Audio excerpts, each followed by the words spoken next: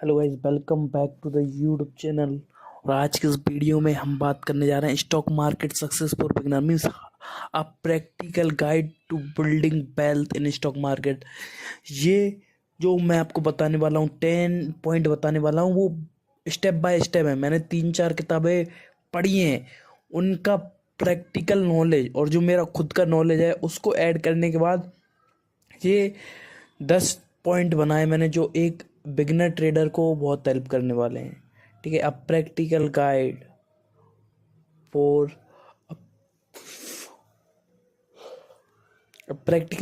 a beginner who want to learn share market. The first point I would like to say, understand the basics. Basics सबसे important है। क्यों है वो आपको पता ही है, क्योंकि जब तक बेसिक क्लियर नहीं होगा तब तक आगे की चीज़ें बढ़ेंगी ही नहीं।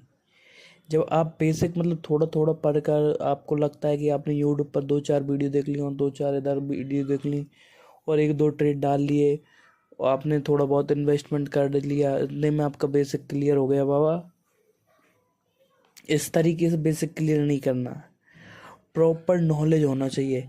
ये चीज़ है, ये इंडिकेटर है, इसकी ये मतलब है, इसका ये सेंस निकल के आता है, वो प्रॉपर समझ में आना चाहिए। ठीक है, इतने लॉट पे इतना टैक्स लगता है, वो सारी चीज़ है, बेसिक हर एक चीज़, लॉट से लेके क्वांटिटी तक हर चीज़ के बारे में प्रॉपर डिटेल डिस्क्रिप्शन होना चाहिए। अगर आप प्रॉपर ट्रेडिंग स्टार्ट करना चाहते हो, ना सारी चीज़ें बेसिक क्लियर होना चाहिए। फर्स्ट पॉइंट मैं बेसिक्स के लिए बता रहा हूँ, डिफाइन की terms stocks bonds dividend and market index, ये क्लियर करो। Second, explain how stock market function. अब स्टॉक मार्केट किस पे में वर्क करता है वो भी आपके पास प्रॉपर नॉलेज होना चाहिए। थर्ड, कि highlight the important of research and education. आप किस तरीके से रिसर्च करोगे, किस तरीके से स्टडी करोगे, वो सारी चीज़ें भी क्लियर होना चाहिए। ठीक है, अब हम बात हैं चैप्टर 2 पे, कि सेटिंग फाइनेंशियल गोल्स। ये लोग बहुत ही हल्के में ले लेते हैं, मतलब प्रैक्टिकली नहीं करते। तो जब तक चीज़ें आपकी रियल लाइफ में नहीं होंगी ना, आप जॉब पे जा रहे हो 25-30-40 हज़ार रुपये की जॉब पे जा रहे हो, या फिर आपको घर से फंड मिल रहा है, पापा पैसे डाल देते हैं आपको, सिर्फ आप उस पैसे से स्टॉक मार्केट में उतरोगे तो डूबेगा वो पैसा। ठीक है, फाइनेंशियल गोल्स भी होना चाहिए आपके। जब तक फाइनेंशियल गोल्स नहीं होंगे ना तब तक आप कुछ भी नहीं कर पाओगे, इस बात को दिमाग में डाल लो। ठीक है, तो ऑलवेज है financial goal, encourage your self to define their financial objective. ठीक है, यू नीड टू, देखो अपने आप को एनकरेज करो, आपके फाइनेंशियल गोल्स क्या है, आपको महीने की इनकम कितनी चाहिए। ठीक है, आपकी ईयरली गोल्स इनकम कितनी होनी चाहिए, ये सारी चीज़ें जब तक आप क्लियर नहीं करोगे ना बिटू, तब तक कुछ नहीं हो पाएगा। इस बात को गांठ बांध लो। ठीक है, इस बात का आप हमेशा ध्यान रखो कि हमेशा अपने फाइनेंशियल गोल क्लियर होना चाहिए। सेकंड, इसी में फाइनेंशियल गोल में discussing short term and long term goals. ठीक है, आपके शॉर्ट टर्म फाइनेंशियल गोल्स क्या है, कि अगले 3 महीने में आपको किस इनकम पे पहुंचना है और अगले 1 साल में 5 साल में किस इनकम पे पहुंचना है, ये आपके टारगेट रहना चाहिए। अगर आप शेयर मार्केट में ट्रेडिंग के लिए उतर रहे हो तो उसमें आपको पता ना चाहिए कि आपको दिन के 500 हज़ार रुपये, आपके पास 25-50 हज़ार कैपिटल है ना, तो मिनिमम आपका टारगेट रहना चाहिए 500 हज़ार रुपये निकले तो मार्केट से निकलो, ज़्यादा प्रेशर मत लो। The more you are going to trade, जितनी ज़्यादा ओवर ट्रेडिंग करोगे उतना ज़्यादा लॉस करोगे आप।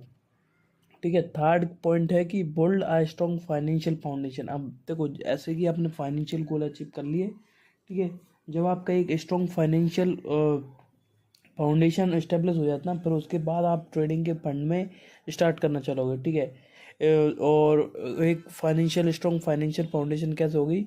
फर्स्ट की stress the importance of emergency fund. Emergency fund क्या है उसके बारे में प्रॉपर आपको इन्फॉर्मेशन हो चाहिए, कि अगर आज आपका जॉब बंद होता है या फिर आप कुछ भी काम करते हो वो बंद हो जाता है, अगले 6 महीने से लेकर 1 साल तक आपके पास पैसा होना चाहिए जो भी आप स्टार्ट करना चाहते हो उसके लिए। सेकंड, इसका डेप्ट management and impact of the investment. ठीक है, कर्जे के रिगार्डिंग हमने एक अलग वीडियो स्पेशल बनाई कि कर्जे से कैसे मुक्त हो, आप वो चेक कर सकते हो। Third, introduce the concept of budgeting to save for investing.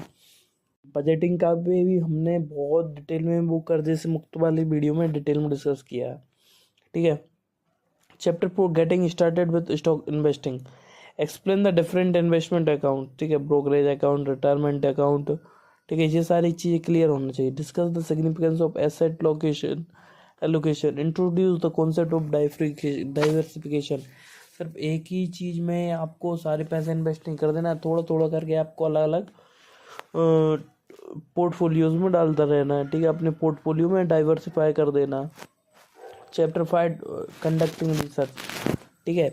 तो अब रिसर्च करने के लिए आपको खुद को या तो सीखना पड़ेगा, ठीक है, या तो खुद से ही सीखना पड़ेगा या फिर किसी को कोर्स लेकर सीखना पड़ेगा, ठीक है। तो आपको क्या सीखना है? टेक्निकल एनालिसिस, ठीक है, basic stock analysis, fundamental analysis, ठीक है, चार्ट एनालिसिस, ये चीज़ें आपको सीखनी है, ठीक है। नेक्स्ट की highlight the importance of staying informed about the market trade and news. Proper आप मार्केट में क्या चल रहा है उसकी प्रॉपर होना चाहिए आपके पास, इस वे में आप अच्छे से काम कर पाओगे, ठीक है।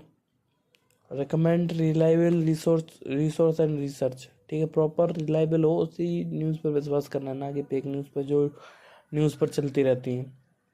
Choosing chapter 6 choosing for right investment, ठीक है।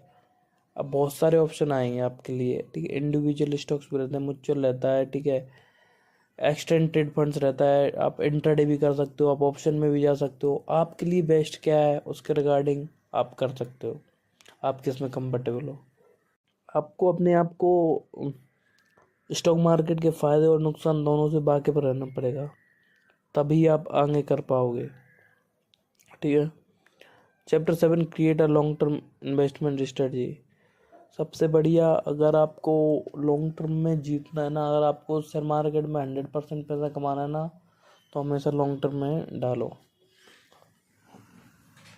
ट्रेडिंग सिर्फ उन लोगों के लिए है, कौन लोगों के लिए? सिर्फ उन लोगों के लिए है ट्रेडिंग जो प्रॉपर अपनी शिद्दत से पैशन है उनका, उसके अलावा वो और किसी से उनका काम नहीं चलेगा, उनके लिए है ट्रेडिंग। मतलब उनका पैसा सब कुछ, जिंदगी जान सब कुछ है, वो ट्रेडिंग कर सकते हैं। बट इन्वेस्टमेंट वही कर सकते हैं जो उनके पास पैसा है और वो प्रॉपर सही रिसर्च करके सही वे पे इन्वेस्ट करना चाहते हो, लॉन्ग टर्म में अपनी इन्वेस्टमेंट के साथ कोई रिस्क नहीं लेना चाहते हो, तो फिर वो उस वे में जा सकते हैं। उसमें भी थोड़ा रहता है बट इतना नहीं रहता, ठीक है। मैंने आपको बताया long term investments. Chapter 8 managing risk, discuss risk management techniques, introduce the concept of stop loss order. Stop loss order के बारे में तो आपको जानना चाहिए, जिसके बारे में हमने पहले भी और रिस्क से रिलेटेड हमने पहले भी बहुत डिस्कस किया है इसके बारे में, आप जाके लास्ट वीडियो चेक कर सकते हो हमारी। Chapter 9 monitoring and adjusting your portfolio, ठीक है। अपनी पोर्टफोलियो आपका जो भी चल रहा हो, चाहे लॉन्ग टर्म का हो चाहे शॉर्ट टर्म का हो, ठीक है, 6 महीने 1 साल का, या फिर आपकी जो डेली ट्रेडिंग पोजीशन चल रही तो उसको देखते रहो। The moment you stop watching is the moment things going in not the direction that you want, ठीक है। पता ही नहीं चलता आंखें जब कहीं चीज़ें गई, तो प्रॉपर मॉनिटरिंग करना चाहिए आपको, ठीक है। Chapter 10 continuous learning and improvement, सबसे इम्पोर्टेंट है अपने आप को सिखाते रहो, जब तक अपने आप को सिखाओगे नहीं तब तक आगे बढ़ोगे नहीं।